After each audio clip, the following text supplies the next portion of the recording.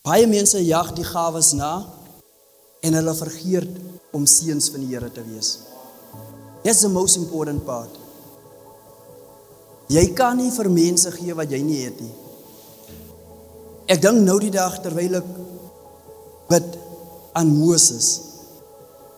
Hier sit hy met ek weet nie hoeveel Israeliete nie, wat hy lei in hierdie wildernis, wat so wederstrewig is, ons dink, ons het dit moeilik.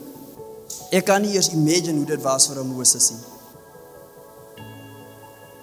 En nog steeds is hierdie die man, wat in die dispensasie uitroep en sê, Here, wys my u glorie. Die man wat vir 40 dae en 40 nagte tyd in die teenwoordigheid in die sanctuary van die Here bestee, en hy het nog steeds 'n dieper begeerte na die Here. Ons mis baie uit, omdat ons double-minded is. Ek het vroeër gesê, die Bybel sê, double-minded man is double-minded in all his ways.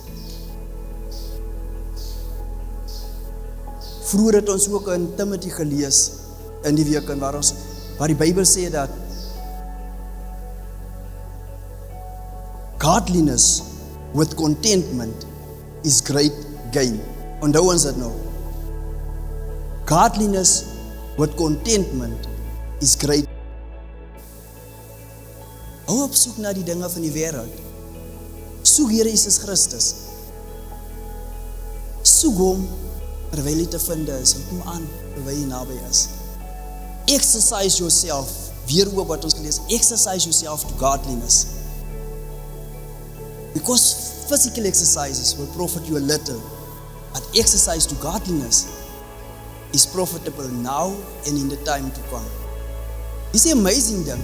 As 'n mens kyk na, ek wat byvoorbeeld 'n atleet is en wat oefen, as ek kyk wat het daai toewyding geproduce, dan wil ek dink, wanneer ek begin wandel, at least met dieselfde intensiteit as wat ek atletiek gedoen het, of wat ek atletiek doen, met die Here Jesus Christus, wat die uitkoms dan gaan wees. It's amazing. Imagine wat gaan gebeur. Imagine jy staan elke oggend op.